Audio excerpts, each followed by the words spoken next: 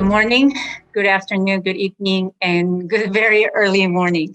Welcome to DQ Day's special panel discussion with C20. My name is Yushan Park, the founder of DQ Institute, and I also serve as the international lead for Digital Economy Working Group here in C20 to support this year's G20 presidency. This panel discussion is indeed very special to me. So many of you may ask, what is DQ Day? Yes. So we started this DQ Day from 2019 Davos at the World Economic Forum. The spirit is that we as global partner want to promote digital skills and leaders around the world. And we want to empower every citizen in this AI age with the right education, safety, security, and well-being. And all of us at the Davos agree that 10th October is perfect date because 1010 is symbolizing our digital world and digital economy. So first DQ Day was celebrated at two cities, New York and London. And it was a fantastic day, but we physically actually gathered there in London with IEEE, World Economic Forum, IBM, and all these stakeholders. At the London at the same time, there was a nationwide digital skills initiative started. But this year is a second DQ Day, and I love this number 1020. 10102020. What a beautiful day today. And it is our great honor to co-organize this special session with C20 Summit to discuss this topic of development of common measure and global index for child online safety and digital citizenship. And we believe this is very important, especially important with this COVID-19 situations. With social distancing and school lockdown. As of September, estimated 850 million children and young people are not in education or in training. Majority of affected are from the global south, where the connectivity is relatively low, so they're also disconnected from e-learning. At the same time, the children who are connected are also facing a very strange new world.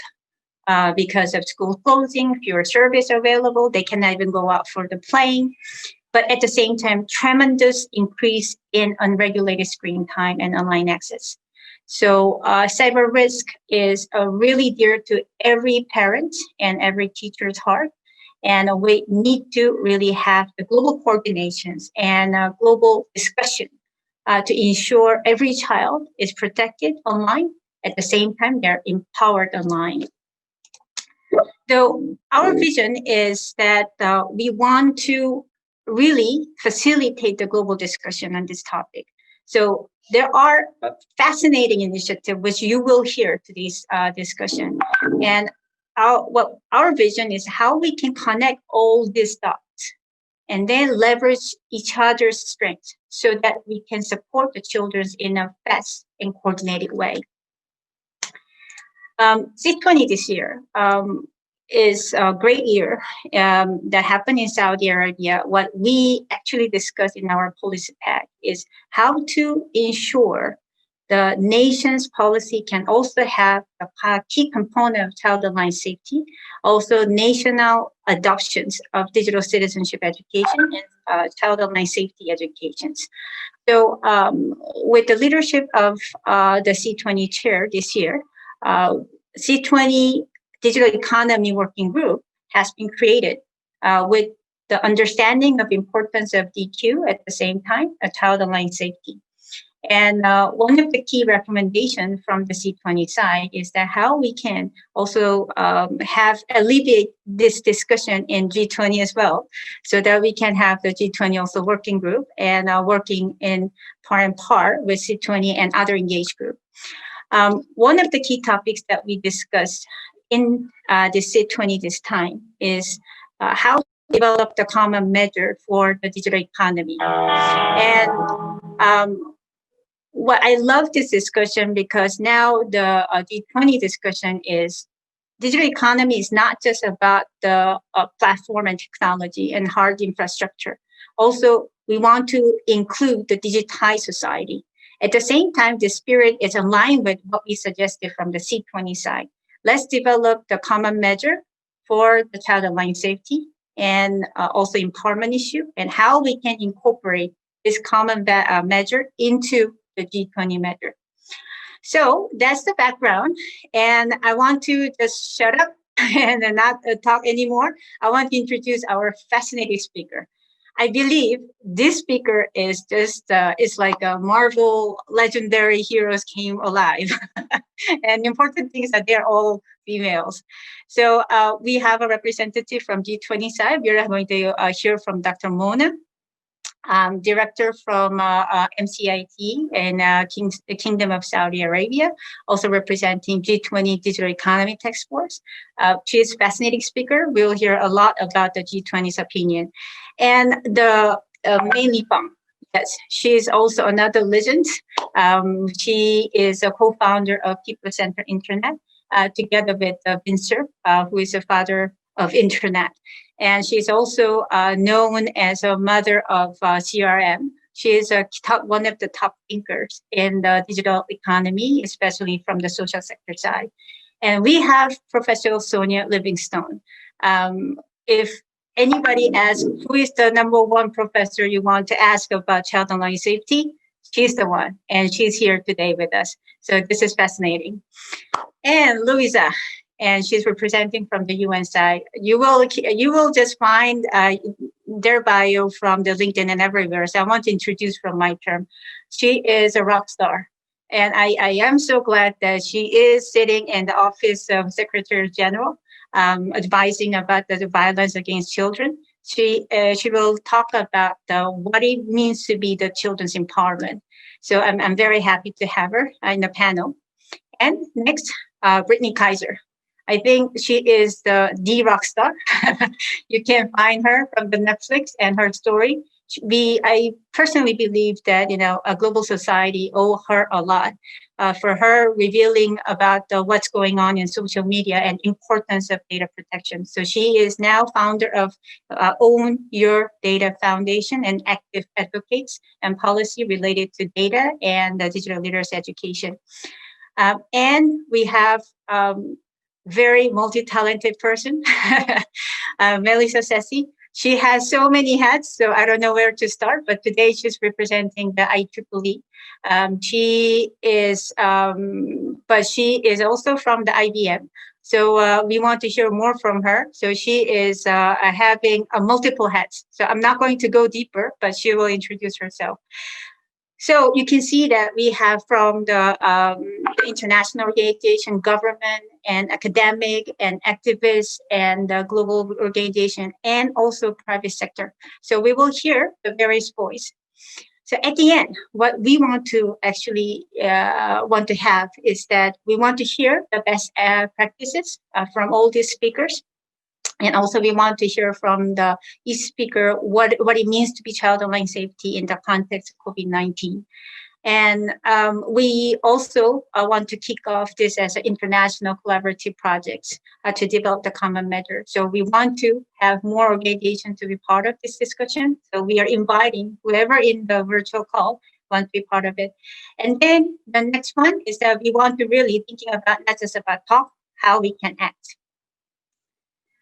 And surprise, surprise, we are going to have a special announcement related to the Kingdom of Saudi Arabia, MCIT. We will have a Deputy Minister, Dr. Ahmed, and he will talk about the MCIT plan for DQ National Standard for Digital Citizenship and Digital Skills. And we will have a good agreement as a next-gen plan, not just about our discussion, how we can implement our digital citizenship and child online safety in Kingdom of Saudi Arabia. Thank you. And I want to invite Dr. Mona for her speech. Okay, thank you. Thank you. Thank you so much, Dr. Park. And good afternoon, Excellencies, colleagues, and participants. It's actually a great honor and pleasure for me to be part of this distinguished workshop panel today. And it's also really pleasure to be amongst the civil society community again.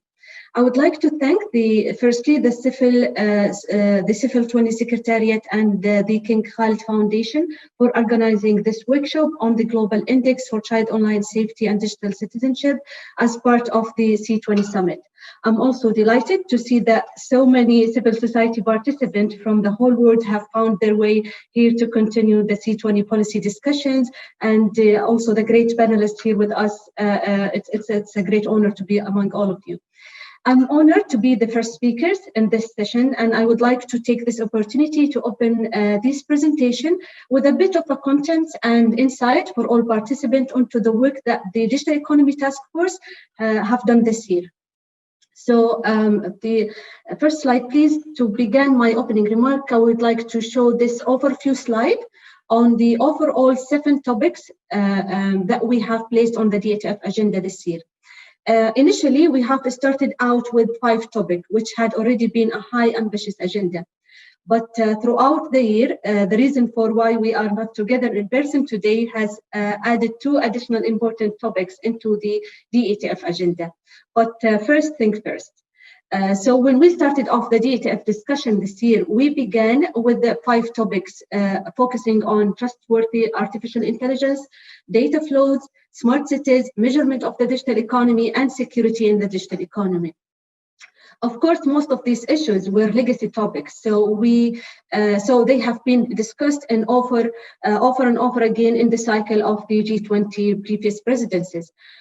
This year was, however, would like to highlight this year was the first year that we managed to successfully, with the G20 countries, to place the topic of digital security into the agenda with a successful negotiated outcomes. This has been also in response to the long-standing request of the G20 engagement groups due to the importance of online safety and security. In the topic of AI, if you allow me, I'll just briefly give you some insight of each topic. So in the topic of AI, we agreed on sharing national examples to advance the G20 AI principles that were agreed upon in Osaka last year during the Japanese presidency. And this topic for us, it was important to continue the work stream that has been developed before to set the right AI policy framework, which is a key to guide the development going forward. As for the data flow session or the data flow topics, this topic is always complicated discussion. So however, we managed to attain an engagement or agreement within the G20 on the importance of data free flow with trust and cross-border data flows. And countries agreed to, of course, sharing experiences and good practices, reaffirmed the importance of joint statement initiative on electronic commerce and the work of the World Trade Organizations, and also to work together to better understand the available, to have a better understanding of the available technologies such as privacy enhancing techniques and how this can help us going forward in the flow of data and cross-border data flows. The third topic we discussed this year is smart cities, where G20 countries agreed to the G20 smart mobility practices. This collection of practices provide guidelines on how digital technologies and data can leverage and accelerate the smart mobility system among the G20 countries. While the topic of the measurement of digital economy, which is the most relevant to our discussion today, the DETF ministers agreed on a comprehensive G20 roadmap to develop a full measurement framework for the digital economy. And within this discussion this year, we have come up with a conclusion or managed to agree on a foundation work that provides first agreed proposed definition for the digital economy, a set of representative indicators that are related specifically to jobs, skills, and growth, and also a clear next step to future presidencies, which is the actual roadmap for measuring the digital economy. As I mentioned earlier, the topic of security in the digital economy comes as the fifth topic that we have discussed this year, and the associated endorsement and outcome this year was focused on examples of national policies approaches that help countries in G20 and beyond to enhance their security in the digital economy. Maybe as I mentioned in the beginning, and as you can see, this has already been quite the wealth of information that we were comfortable with taking place this year. However, due to the coronavirus that shocked the world, we have all seen during the crisis the importance of the digital means, and which has risen once more during the crisis. Not just businesses struggle to adapt their businesses model, but also learning, working, socializing, and even entertainment went online. So all of this has led us to add two further topics to the agenda of the DATF this year, which is the response to COVID-19 and the digital connectivity. Briefly, the work on the COVID-19 response concentrated on an immediate response mechanism where we created, together with the G20 countries, an exchange of national policy approaches to assist G20 countries to move toward the digitization of business models. This exchange was actively requested and supports many G20 countries as well as Saudi Arabia in responding to the crisis and how to manage business and continue working in a more coordinated fashion. Last and not least, the digital connectivity. We all understand that internet penetration throughout the world is especially inconsistent in remote and rural areas, and access to affordable internet is a prerequisite to participating in life online. We have therefore taken the COVID-19 crisis as an opportunity to bring this topic into the attention of the G20 DATF again, which has been discussed or mentioned as an issue before. And the DATF ministers recognized the need to closing all existing gaps related to connectivity. And we believe that this topic should remain one in the agenda going forward in G20. Next slide, please. So following the thematic focus of this year's discussion, I briefly want to take you this opportunity to share how we have arrived at this year's declaration. So the chart showing above with you here is a high-level summary of the DATF meeting conducted this year. As you can see, we have completed 4 digital economy task force working level meetings. Each of these addressed the work that I just previously outlined to you and prepared the two ministerial meetings. Both ministerial meetings that we have conducted, the extraordinary ministerial meeting for COVID-19 that took place on 30th of April and the 22nd July ministerial meeting, both of them have ended successfully with a ministerial statement and the ministerial DATF declarations, which is already published and available now. However, of course, the G20 summit is still coming up this year, and raising awarenesses and continued basis in a continuous basis is a key for the G20 to take this aspect going forward. Secondly, this is looking beyond the current G20 cycle. Raising awareness is not just central for this year's work or topics, but also required attention in order to sustainably influence national and international policy making related to issues, important issues such as the topic that we are discussing today. So bearing these two aspects together, I would like now to focus a little bit more on one of the topics that we have discussed this year, which is the measurement of the digital economy. If you can go to next slide, please. First, I would like to dive a little deeper into our work on the measurement of the digital economy, where we also had engagement point with the C20 in the third DATF meeting. With a view towards this today's discussion, there is a 3 aspects or recommendation that are key for future engagement in creating that I believe, or we believe in creating the Child Online Safety and Digital Citizenship Index. Of course, while the idea of establishing such index is still a little bit new to myself and maybe to the G20 community, I believe our detailed work in the field of the measurement of digital economy can provide a good insight for you to leverage to successfully build an index, should you aim to receive, of course, government or IO's assistance in the process. So the first point that I would like to suggest here or give you as as a takeaway from our work that we have done is something we already discussed initially during the DATF task force with the C20, that you aim to build on the current status quo in this field and suggest to take this further rather than starting a new entirely work stream. And because finding and building a connection will always assist you in progress establishing the additional indicators. And I would recommend using the recently established G20 roadmap towards the common framework for measurement as a start point, and see how the two initiatives can be merged into each other. Also, aim to build on existing project, available data sets, and collection mechanism from international organizations that are active in the field, and choose indicators that build on already collected data. The second point is creating a comparable indicators, mean collecting the same set of data from multitude of countries. So taking different realities of across the G20 countries and other countries into account is a key element, as not all national statistic offices have the same available resources or capabilities.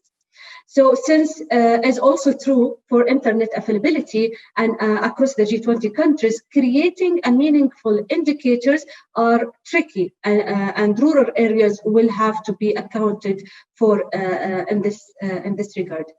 The third point is of course, the dissemination mechanisms, which is a key for any indicators, where indicators should be developed in an annual or at least repeated basis to develop a meaningful insight and development and ultimately learning. Ideally, this I think should be made available online and include an opportunity for governments to provide feedback and to avoid any duplications. So with that, I hope I managed to provide you with a first good overview of the work that we have done this year and accomplished, and how we got to where we are today, and with maybe some initial input to our discussion today, which is the Child Online Safety Index. Of course, I'm looking forward to the other presentation now and to the more detailed discussion later. And thank you very much for your attention. And now I'll go back to you, Dr. Park. Thank you so much. Dr. Mona, thank you very much for a comprehensive overview of what this year G20 have achieved. It was a great, actually, experience from C20 side to observe how the G20 digital economy is progressing with the various stakeholders, especially in this difficult time of COVID-19. So I want to congratulate you, first of all. And I want to also have a more active involvement of the progress and developing a measurement going forward. Okay, and I want to also, now we heard from the G20 and government side, and I want to hear from the civic sector side. So Brittany, can I invite you?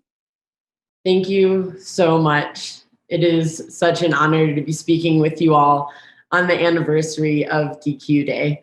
My name is Brittany Kaiser. I'm the co-founder of the Own Your Data Foundation and DATA, the Digital Asset Trade Association. I am also what I like to call a data rights activist. I was honored to be in New York at the World Economic Forum for the launch of DQ Day last year, again, at the very kind invitation of the DQ Institute.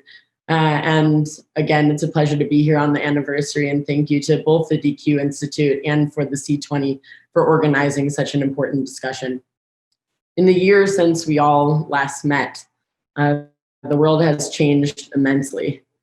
We're now leading nearly completely digital lives for the very first time, and none of us were really prepared for that. Not only we, but our children are leading completely digital lives and learning online for the first time, which brings up a range of new challenges that we've all tried to grapple with since March, when many people around the world stopped going to work or to educational institutions in person. So thanks to the heroic work a lot of the incredible experts that I'm sharing this panel with, we will not for too long have to worry about that being a problem. But right now, we really are in a steep learning curve. It was only in 2017 when The Economist told us all that no longer was oil and gas the world's most valuable asset. It was now our data, our personal data that is bought and sold and traded around the world, mostly without our consent or knowledge. And this is happening to children as well, even in countries that do not allow it. Now, this is a multi-trillion-dollar industry, the world's most valuable asset class. And somehow in most countries around the world, we, as the producers of that asset class, do not have access to that value. And I thought it was very important for me to explain to you today why the digital intelligence framework is so important to me. As a data rights activist and someone that advises on legislative drafting, I work on lobbying on data protection and privacy legislation, as well as other digital asset legislation like distributed ledger technology, advanced encryption, AI, and robotics. What I mostly work on is trying to figure out all of the possible ways that we are unprotected by laws and regulation. DQ comes alongside that and provides the educational framework to make sure that once we have our laws and regulations in place, that we have a digitally literate population that are able to understand how to protect themselves. And then what I really see as the third pillar of this stool is ethical technology, and the technology that allows us to solve a few of the most fundamental problems about our data rights that I'll talk you through quickly just now. So how are we really unprotected? Data is an asset class that we don't really have ownership over, even if it's our most personal information. So the rights around who is allowed to collect our data, hold it, use it for what purposes, and possibly monetize it and create more value off of our data, we mostly do not have rights to that entire value chain. So some of the most fundamental concepts that lead to that ownership conversation start with transparency. We need to know, especially when we're dealing with our children, what data is being collected about us. What are we opting into? And do we have the right to opt out? Do we have complex permission structures that allow us to say, for instance, we're very happy for child-friendly companies to be advertising to me and my family, and perhaps we don't want to share our data with political organizations, for instance? Do we have those structures in place?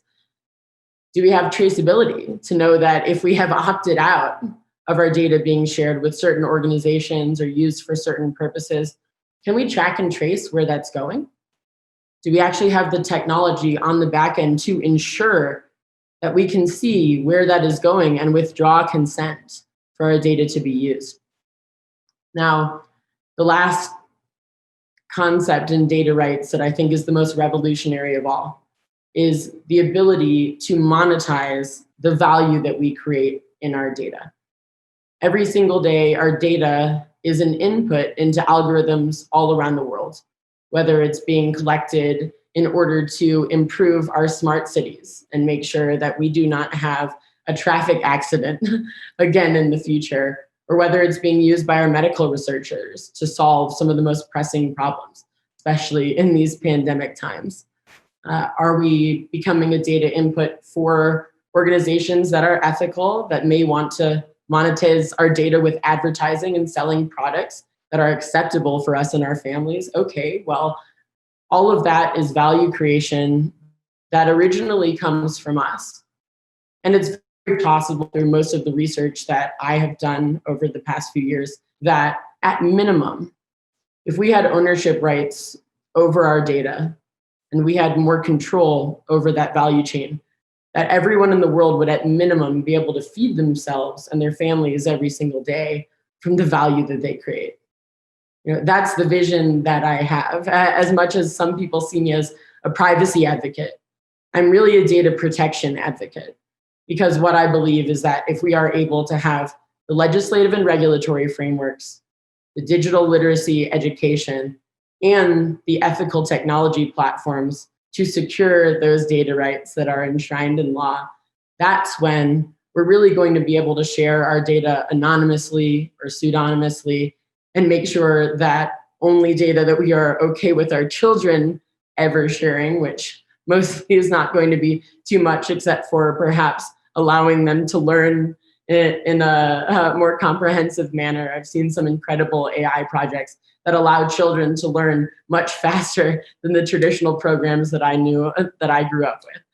So I really see the potential for data science and AI to change the future in a positive way and to be absolutely revolutionary in us being able to secure basic rights for people all around the world.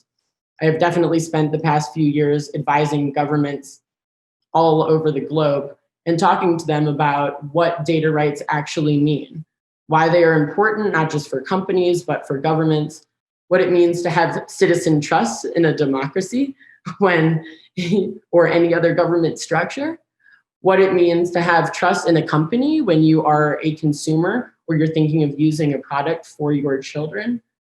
What does that actually mean and how can we implement that? So I see a future where digital literacy education is taught in every single school around the world. And as we all grow up and the future of work and education and work environments completely change, that every child and every adult has the ability to use their digital skills to secure their own rights and be prosperous in this digital world. So I think it's so important for our organizations to be working not just on the education and awareness front, but make sure that, like what we're doing today, we are engaging with legislators. I spend so much time bringing technologists together with government officials and legislators to make sure that we're creating laws that can be backed up by technology and that we have the technical education from data rights to cybersecurity to online ethics and media literacy in order to make sure that we are all developing a successful future for us and our children. So thank you again to everyone for being here. It's an honor to be a partner of DQ. I'll give you a brief overview on some of the developments that we have at the Own Your Data Foundation, where we are running training of trainers programs. So we were supposed to start teaching in schools in the spring, actually, before the coronavirus changed all of that. So we are now releasing comprehensive online training programs, both for parents and teachers and professionals. We're even working on something for early childhood education, where we are going to act as multipliers to make sure that as many schools and parents that are now teaching their children at home and even work environments are able to make sure that both children and adults have the basic skills to live in this nearly fully digital world where I really believe that some of these changes are going to be permanent. So in the state of Wyoming, which is the first state in the US to pass a law that says that your digital assets are your intangible personal property and to enshrine those rights in law. They're also the first state to start up a program which is called Boot Up Wyoming 2022, which means that from kindergarten through 12th grade, it's mandated that by 2022, every school in the state is teaching computer science programming. So while the government spends the next year defining what computer science programming looks like from kindergarten all the way up through the end of high school before university, it is so important that we are there and working with the schools to understand that digital literacy education needs to go hand in hand with any computer science or technical training to make sure that the first time that young people ever touch a device, whether at school or whether their own device has been given to them at home by their parents or family, that they are protected for the first time that they go onto these platforms. And they're educated on what to do and feel empowered to do that safely. So thank you again. Such an honor to be here and looking forward to seeing everyone else's presentation. Thank you, Brittany. Thank you very much for the very comprehensive presentations.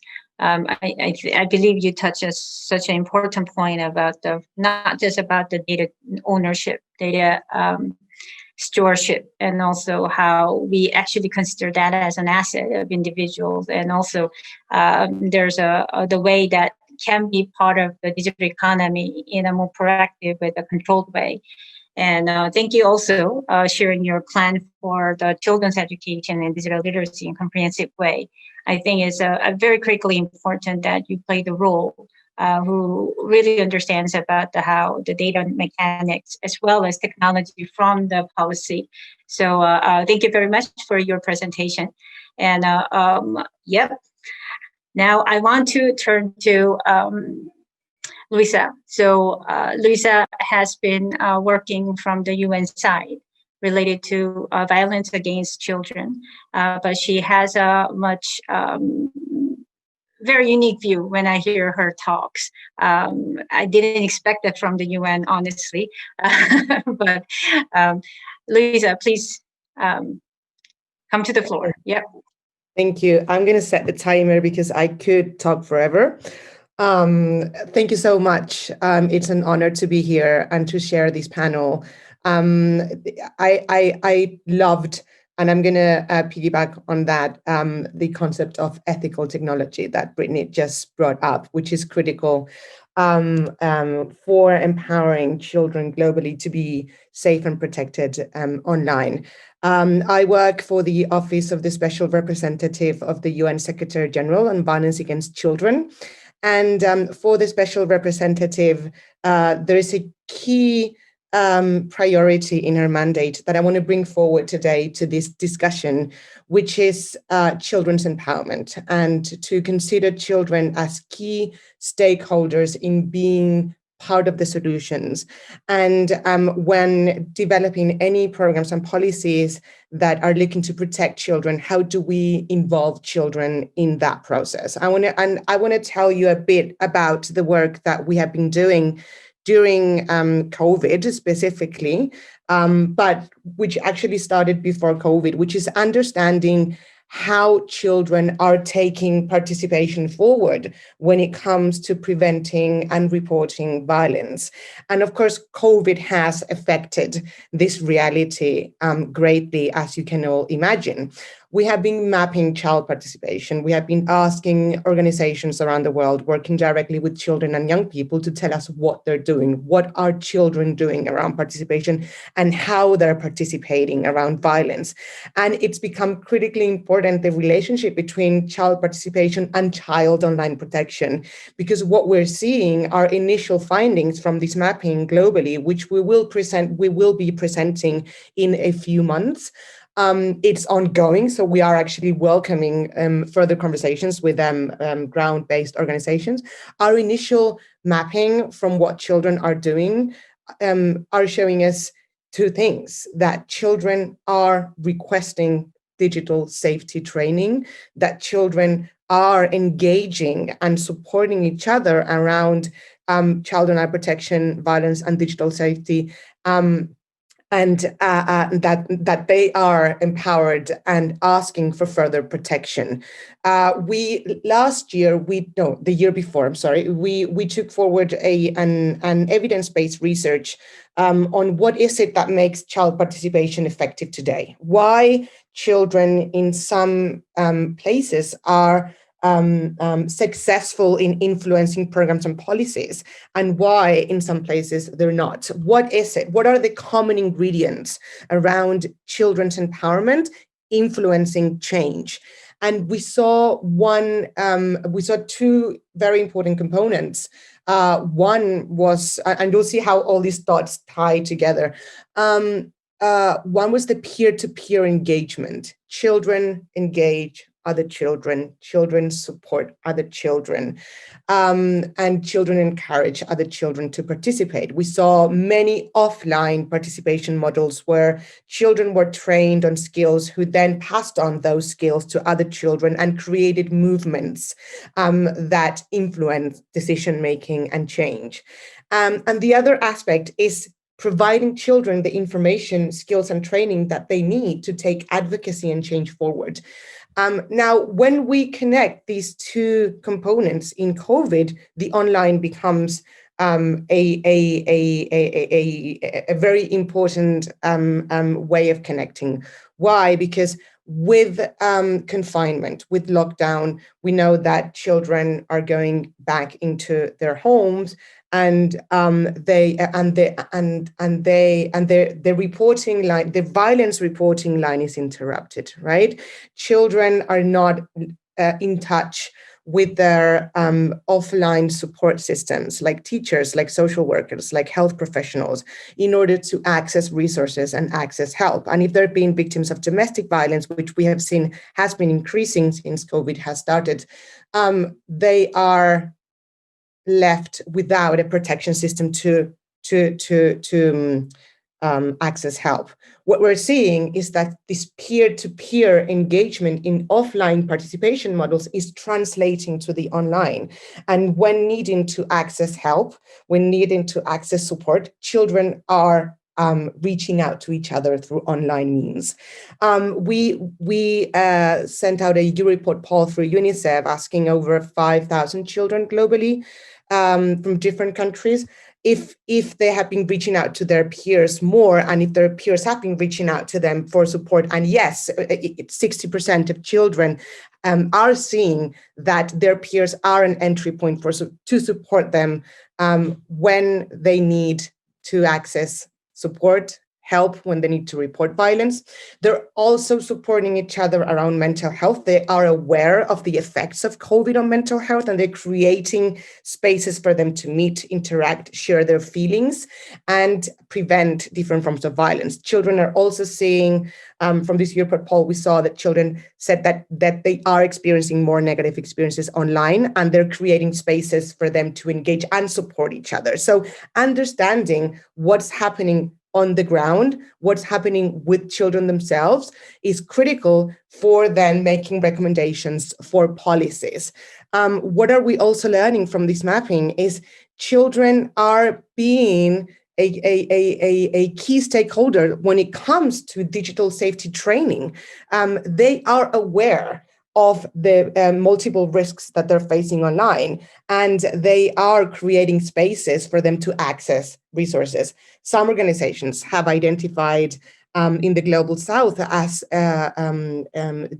online violence one of the biggest threats for children, because under the assumption that they're digital natives, they're very often left alone to their online experience without the needing network of support. And hence these initiatives are so important, because we need to understand how to deliver digital skills and training to children today.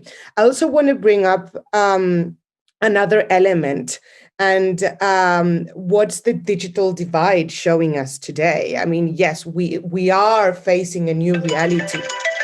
Okay, those are my 7 minutes. So we are seeing that children, when they don't have access, they also don't have, access to the internet. They don't have access to reporting violence as well. We're seeing a twofold approach today within the online, and a need to balance the right to express and the right to protect.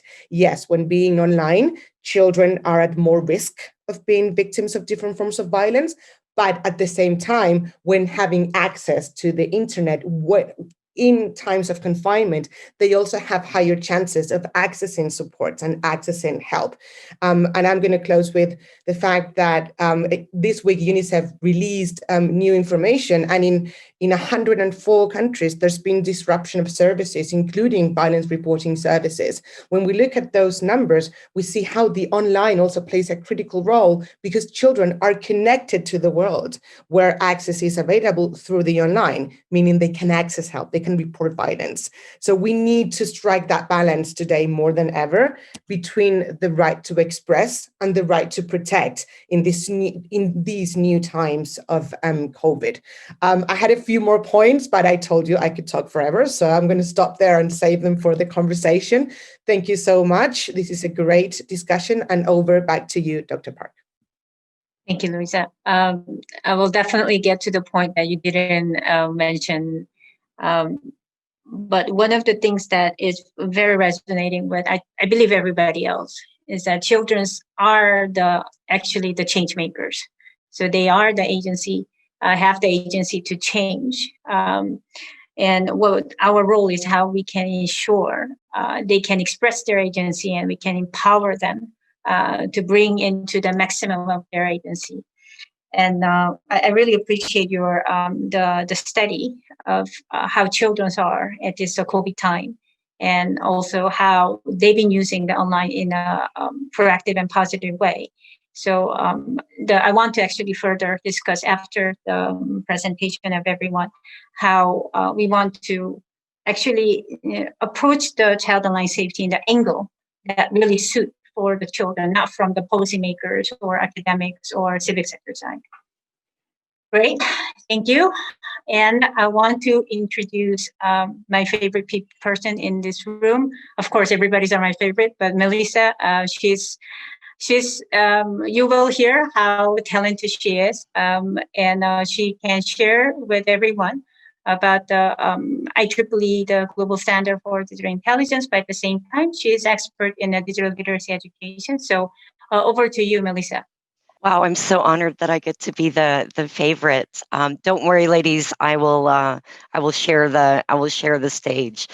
My name is Melissa Sassy, and pardon my voice. It's been a very long night, and it's an early morning here in Texas. So as Yushin mentioned in the beginning, I wear a lot of hats, and I think a lot of people kind of look at some of the work I do and figure out, wow, she's all over the place. How did she get all this stuff done?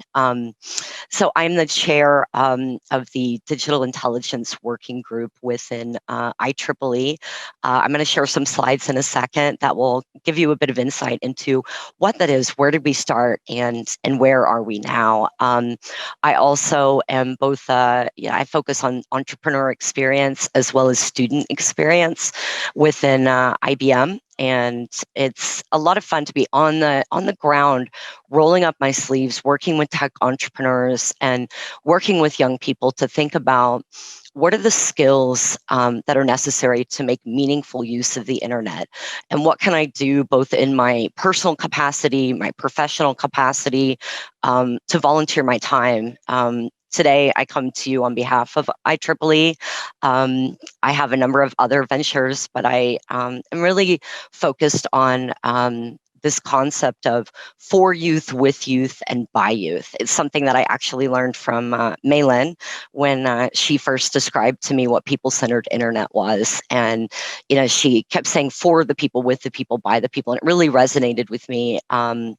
So I'm going to jump in and I'm going to share my screen and I'm going to talk to you a little bit about the IEEE Digital Skills Working Group. So for those of you who are not familiar with the IEEE, it's the world's largest technical professional organization for the advancement of technology. And I'm very lucky to be able to hold a chair position. And I almost feel like it's a bit of a dream for me. Reason being is, I started working on my PhD back in 2013 and was really kind of struggling to figure out what is my topic, what do I want to focus on, what do I want to do? And I, have a very deep connection to what it means to have digital skills, what it means to be connected to the internet, because I'm a digital mother. And what that means is my children and I are victims of parental kidnapping. My children are safe, they're healthy, they're normal kids, and we're in contact. Due to COVID, I haven't seen them in quite some time. I haven't seen them since last year. And what I realized was that my connection to them was the internet and them having digital skills. Now, I know that, digital skills means many different things to many different people. And as I started thinking about my connection to the internet, it became this real deep emotional connection to how can I keep my kids safe online, but also how can I empower the world with the necessary building blocks of what it means to be digitally connected. And I started thinking about, my daughter's lack of access to the internet in the classroom, Zahra. And I realized that she didn't have access to her own device. And she was learning digital skills in her classroom with other young people who also shared this one computer. 40 kids. And I guess she's, quite lucky that she has access in the classroom. And again, this is going back probably 5 years. And I started thinking about, how can she participate in the 21st century economy or the digital economy or the future and prepare for the future of work if she doesn't have access, if she's not being taught all of the skills that she needs to be safe online, and also to, again, prepare for whatever she's going to be, when she grows up. Similarly, for my other two children, Zahran and Yumna, and their community. And I started asking a number of individuals, what does it mean to be digitally literate? What if we go out and teach people digital skills, what does that mean? And we all know that if you can't define something, you can't measure it. So how do you know if you're succeeding or failing?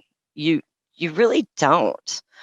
And, we all have heard the, statistics around, 48% of the world being unconnected, or whatever the latest number is, and we also know that high, percentages of young people, it's not just young people, the world lacks digital skills.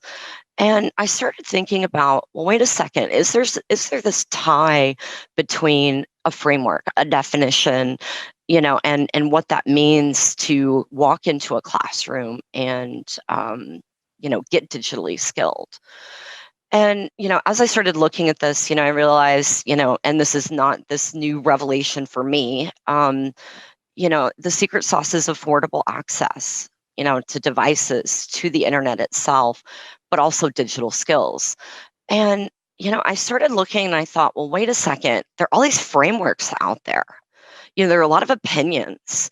You go to one country versus another, one school versus another, and the building blocks of what it means to be digitally literate are taught completely different. And I understand, and I think we all understand, there are, different ways of empowering young people with skills. And the way you're going to teach one person versus another is not necessarily exactly the same.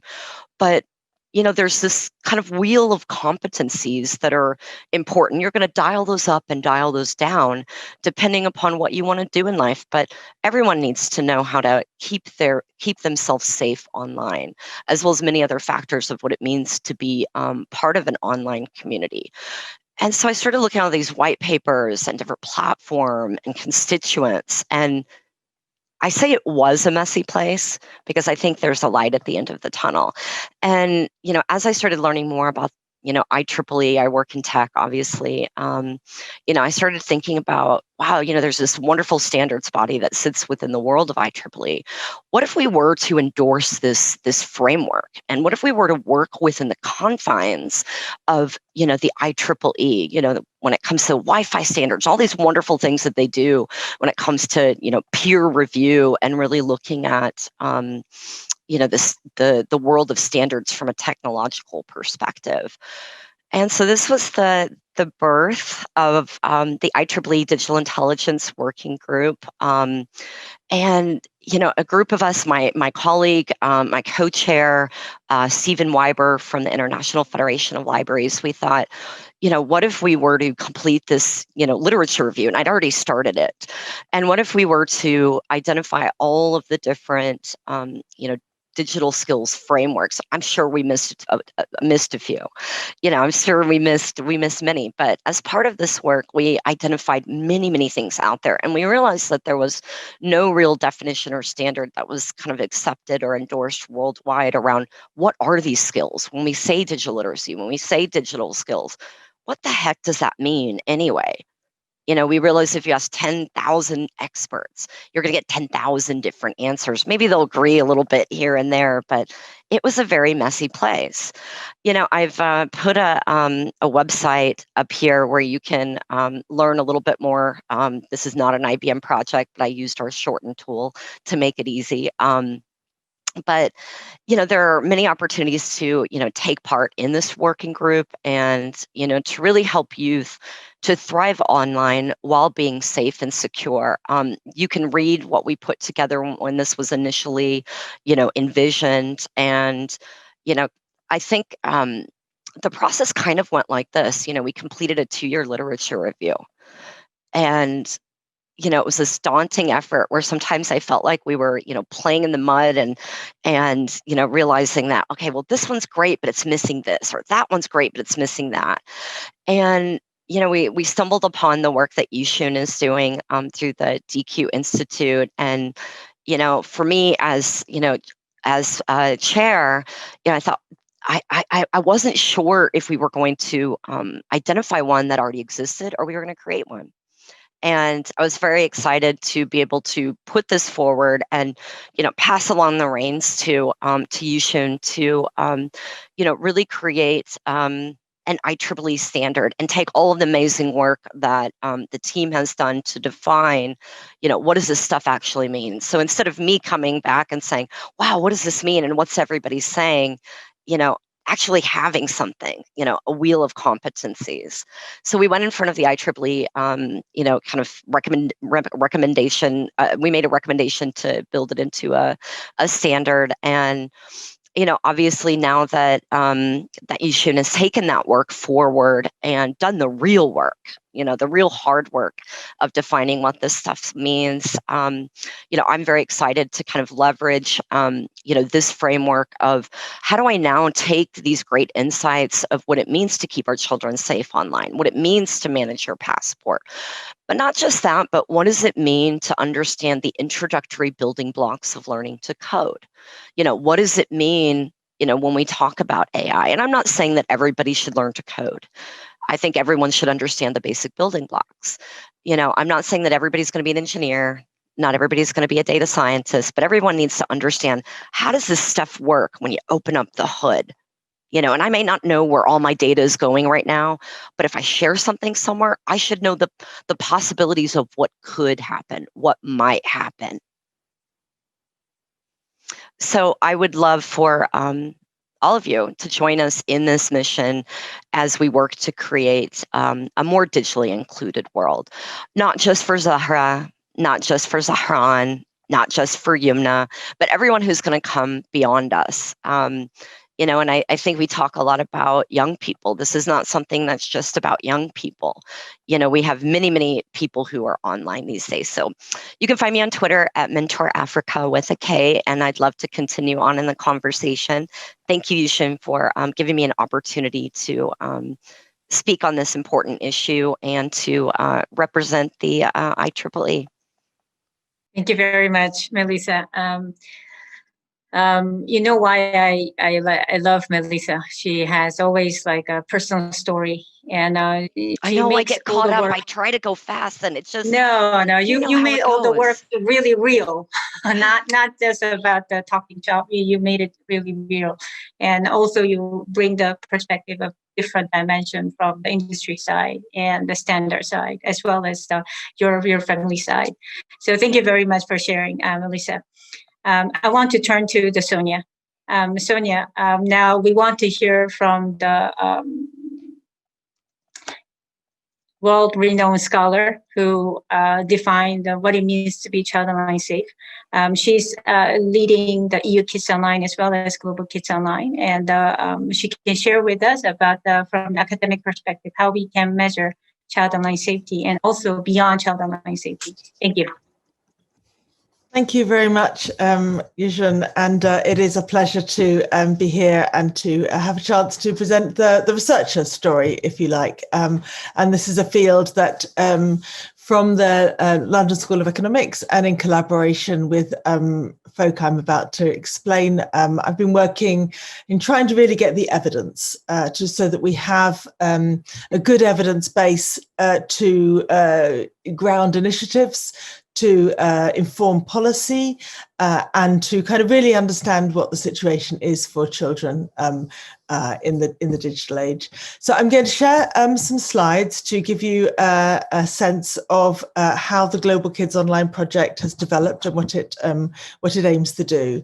And begin with some facts and figures that we began with when we started Global Kids Online in 2015, which was to recognize the huge growth in children online and especially children in developing countries or in low-income countries online, to the point where it seemed that about 1 in 3 children were then online, but also 1 in 3 internet users were children. And that sense that children are a really significant portion of the internet using population globally seemed to me a really crucial thought to contend with, because very often the organizations that are shaping the internet, the organizations that are promoting access and equality and policies around the internet, they talk about people, or they talk about households, or they talk about adults, and really getting an understanding of the situation for children, particularly on a kind of comparable basis, is remarkably difficult. Melissa talked about the question of the different definitions, the different understandings. I was shocked in a way how little was known very simply about children. We don't have good statistics on how many children in each of the world's countries actually use the internet. And what we know, but we still can't really document, is the inequalities even within that population. Even when we know who is online, that is the relatively privileged portion of any particular country, including, in fact, wealthy countries. So the Global Kids Online project was formed really to try to kind of fill the evidence gap and to reach out from the evidence base to the organizations that could really make a difference for children online. So I've put up here a screenshot of our website, and the URL is globalkidsonline.net. And as you see, we have a very kind of simple ambition, which is to produce tools for researchers and to encourage researchers to use those tools so that we generate new research results around the world. Global Kids Online is a collaboration between, I'm working at LSE. I build on the work, as Eugene mentioned, from EU Kids Online, a European project. And it's a collaboration with UNICEF Office of Research in Acenti and the very many UNICEF country offices around the world, together with research partners around the world. So we're not global yet. It's a little aspirational to call us Global Kids Online, but that is exactly the plan. And we invite partners who are interested in gathering robust research, independent research that can really inform the situation for children around the world. So far we are working in a number of countries with our European collaborators within Europe, and then with partners in a range of countries, some of whom I think are on this call. And the really crucial thing is to understand the position for children. So I think what is important for our present conversation today is to think about building a toolkit, building a resource of methods and measures and definitions, whereby we can really raise the quality of the evidence available for policy and practice. So Global Kids Online, as I say, is this collaboration where we have really tried to draw on all kinds of expertise around the world and produce a toolkit that can be used widely and is being used widely. And then we put the results up on the website. So everything we do is open access, and there's been a lot of behind the scenes conversation about all those kind of very nerdy issues that we have to discuss, coming to agreement on definitions, thinking how to sample children in a representative way across the country, not just focus on the cities where the more wealthy people might live. We've done a lot of thinking about research ethics, because a lot of the questions about child safety are difficult to answer children and need to be addressed ethically. We've thought a lot about age. Children are not just children. Children are from birth through to 17, according to the UN Convention on the Rights of the Child. And that makes for all kinds of issues around what questions one can ask at different ages, the role of parents and caregivers and others in contributing to the research collection, and so forth. So the toolkit is in a way the thing that I wanted to bring bring to people today. But I'll just give you a snapshot of the kinds of findings that we produced so far. And I was very heartened by Louisa and others talking about the importance of children's empowerment. So we always kind of begin by trying to identify what are the opportunities that children who do use the internet can benefit from. And these are the statistics from our latest surveys in a number of countries, as you see along the bottom. The percentages represent children who have access to the internet, which may not be everyone in a country, and are from children from 9 through to 17. And I just think it's helpful in a way to see the variation. So using the internet for schoolwork, we can see is a very popular activity, but still it's not for everybody in every country. There's a lot of, even for those who have the internet, not all get to use it for learning opportunities.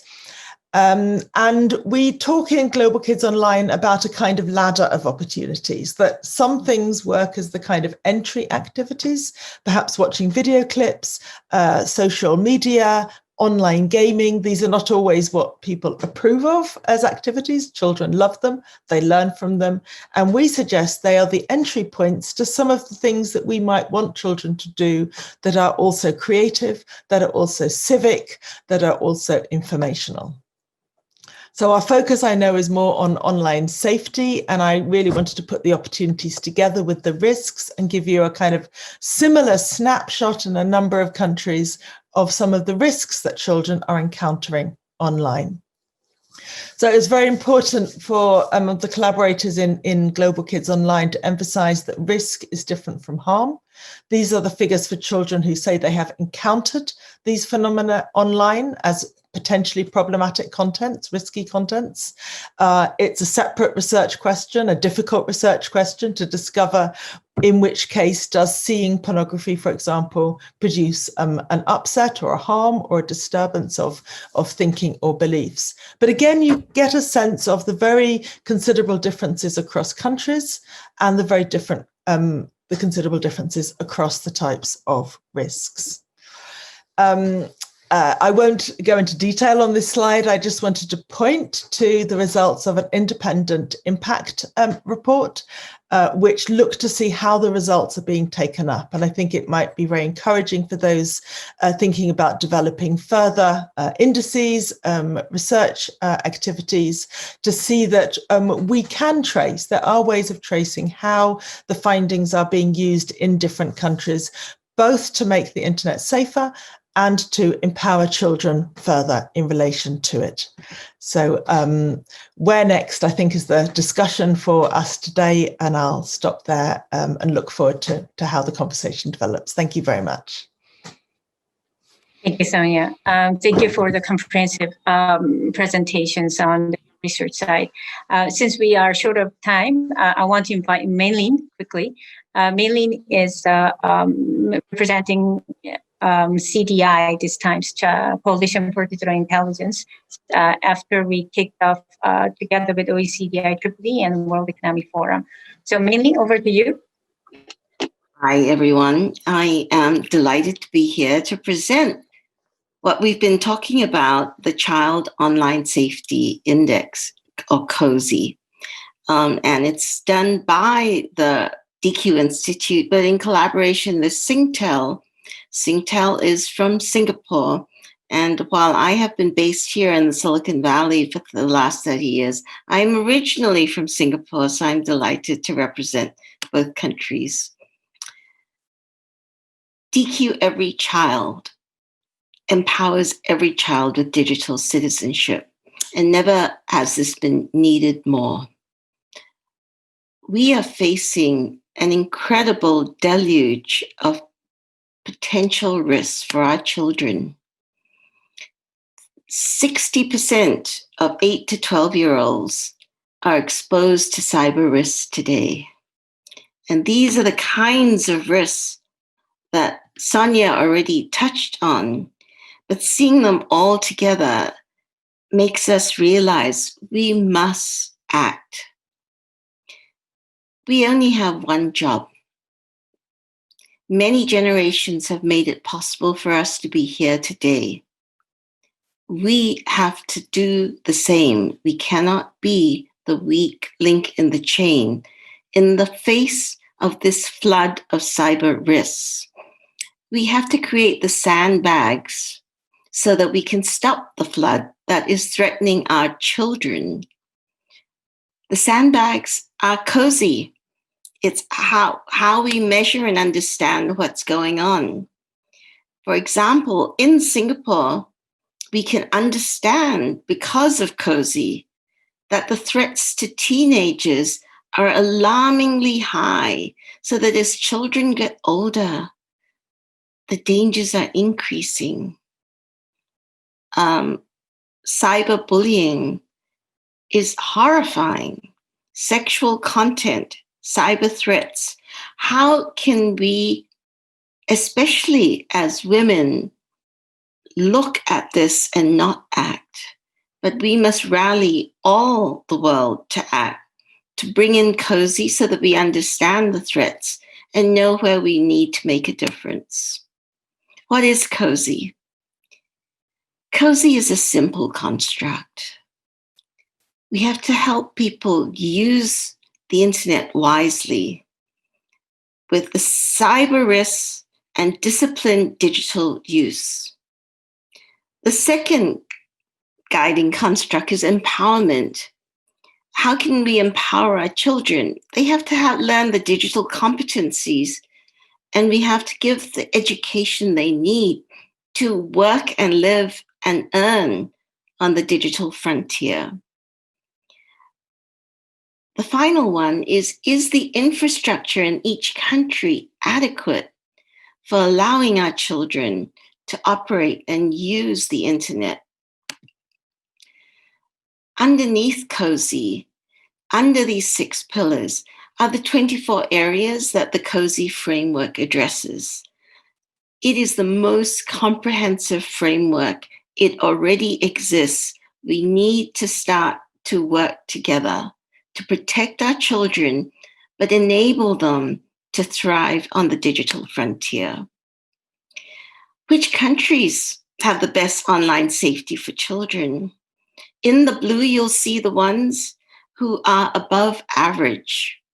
Yellow are the average, and below average, there's a lot of work to be done to make sure that children can be safe. And this is a problem for all of us, no matter where we live. We cannot leave children at risk. I worked with Douglas Engelbart, who was the second node on the internet, with Vint Cerf, the first node on the internet. These 2 men really helped to shape the internet. And Douglas Engelbart used to say, it's like the Wild West, the digital frontier. And we have to remember that at the moment we're at the very beginning of that long journey. And it's kind of where the mountain men have explored the Wild West. But now the women are coming along in the wagon trains and saying, we need to educate our children. They need to be able to walk safely to school. Cozy is how we work out whether they can walk safely to school on the digital frontier. Here is an example of how a country like Singapore ranks up in each of the 6 pillars. So while Singapore is above average in many of them, it is average in social infrastructure. So this allows each country to work out, okay, where have I got to do more work? Where do I have to improve the situation for my children? And for institutions globally like the UN and the World Bank to look at those where it's under average, below average, where we must all come together to help them move forward. DQ makes a difference. When DQ education is allowed, there's a 10% improvement in the DQ score. Already DQ is in 80 countries. We have over 100 to go. Already DQ has 100 partners. We need 1,000 partners. DQ addresses 1 million children. we need to address the 1.6 billion children who need this. DQ every child. It's on us. Our generation cannot be the weak link that does not enable the next generation to have a better life. Back to you, Yushin. Thank you. Thank you, everyone. When I start today's session, I told you that we have Avengers in the room, and now you understand why I say that. I am terribly sorry because I really wanted to have enough time for us to have a discussion, but time already ran up. And I really deeply appreciate all of speakers for your wonderful presentations. And we will continue this discussion, as you know, after this session. And I really deeply appreciate everyone who make a presentation. I didn't really feel like 7 minutes is 7 minutes. It just flies like 1 minute. Now we want to turn to our special announcement with Kingdom of Saudi Arabia, MCIT. We have our special speakers in the room. Can I project the window, the screen? So I want to welcome Dr. Ahmed to this session.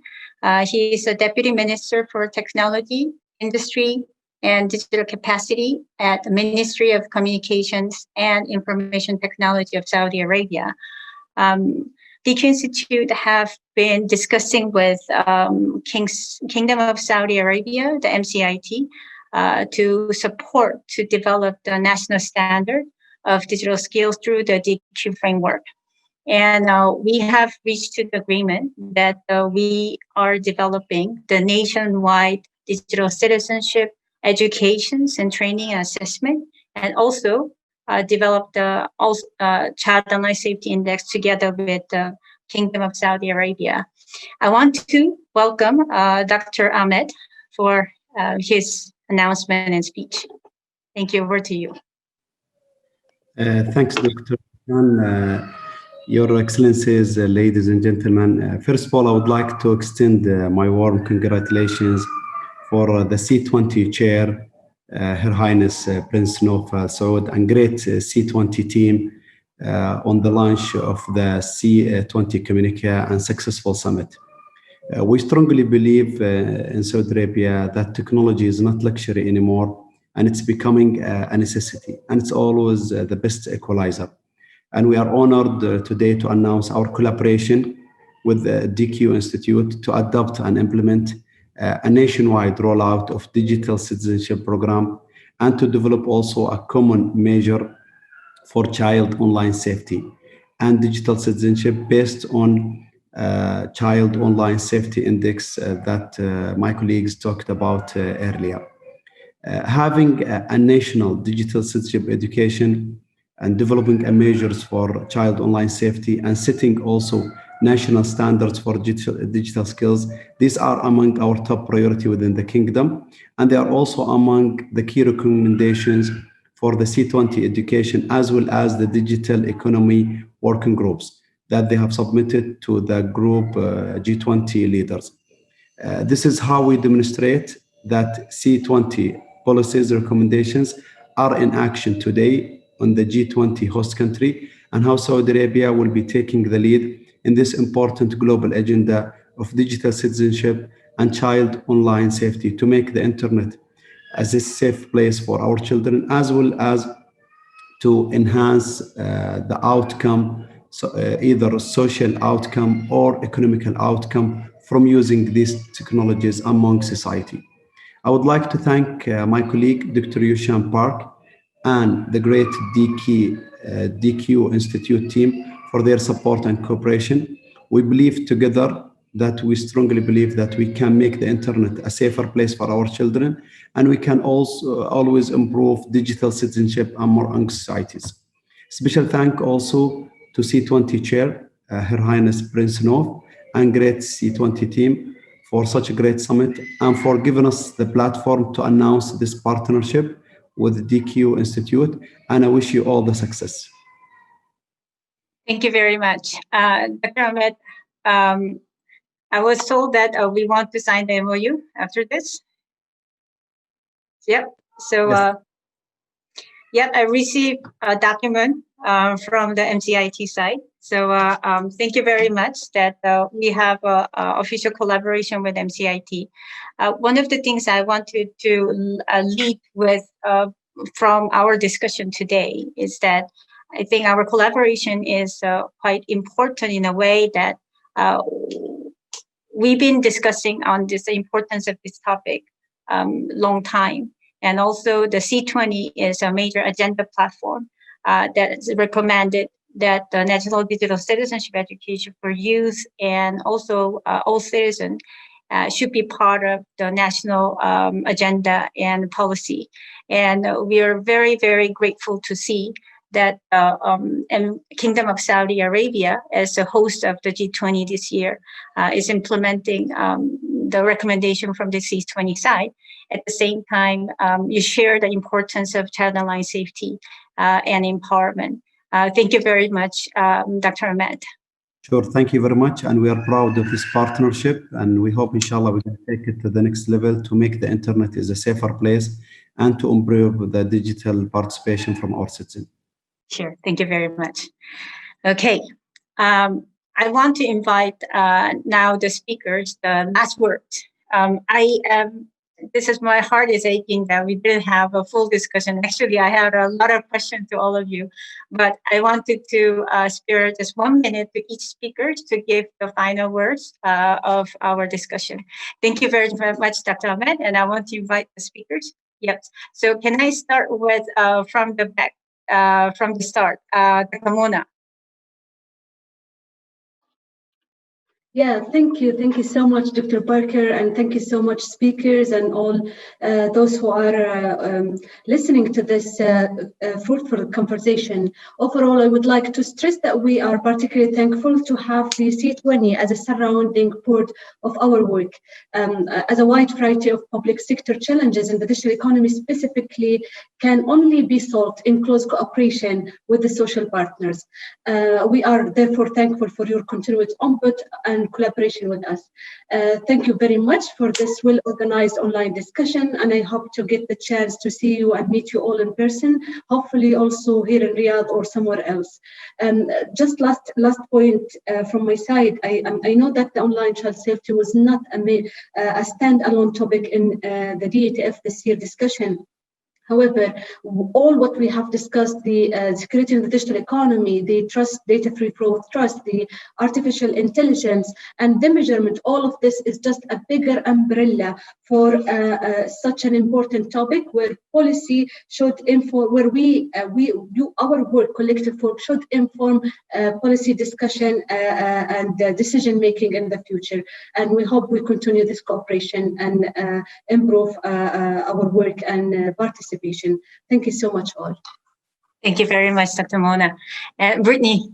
Again, I just have to thank everyone for the incredible work that all of you do, not just to protect our children online, but protect all of us and our hopes for the future. So I couldn't say more strongly that, again, I'm honored to be partnered with DQ. I'm honored to raise awareness and be running education programs that help people protect themselves and also have a successful digital life. So I would love to collaborate with more of you. Some of you I'm meeting for the first time. Some of you I've been lucky enough to see your faces in conferences in person before, but please do reach out to me at the Own Your Data Foundation, because I would love to support and collaborate to make sure that we can reach every single child. I really do believe that the DQ Every Child campaign will be one of the fastest successes, especially now that the incredible government at KSA has taken on a national program. That's such a wonderful announcement to be able to end with, because once an entire national program is shown to be successful, we can guarantee that so many other countries will follow suit. So thank you all again for everything that you do. It's an honor to be be here and looking forward to working together. Sure. Thank you, Brittany. Lucia, over to you. Yes, I first want to say this has been extremely inspiring to hear you all, and congratulations as well. And it has been music to my ears.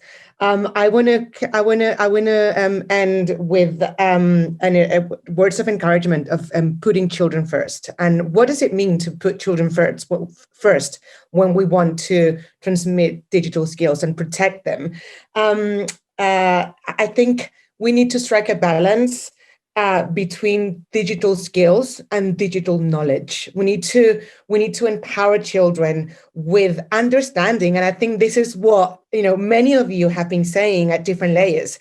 They need to understand the rules of engagement of the online. They need to understand how the online works, and not just how to protect yourself, but why. We confuse children all the time. I always give the same example that we tell children, for example, that their data is in a cloud. I'm sorry, but if I am a child and they tell me, there's a cloud with the information, I think there's an actual cloud with my information, right? And I look up in the sky, and where is that cloud? There is no cloud. We need to tell them, your data is stored in computers, in buildings that focus on, and that is the information we need to transmit to children. And if we consider children as partners, if we consider their agency, we will talk to them with the right words and with the information they need to know, and not just with the end of the story. They will be shaping the online. They will be, the online is here to stay, right? It's not going to leave. We're not going to go back to a world without connectivity. And, they will be responsible for bringing back a human-centered approach, an ethical technology, right? And we need to empower them to own the internet. As many of you, I also have many different hats. I've been working on this issue for a few years, and I just published a book for children. This one, I have it right here. And it's a guide that explains, in an illustrated manner, how the internet works. It's not a magical thing that suddenly connects you to the world. There are cables, there's electricity, there's, people who've built this, and you need to be empowered to own it.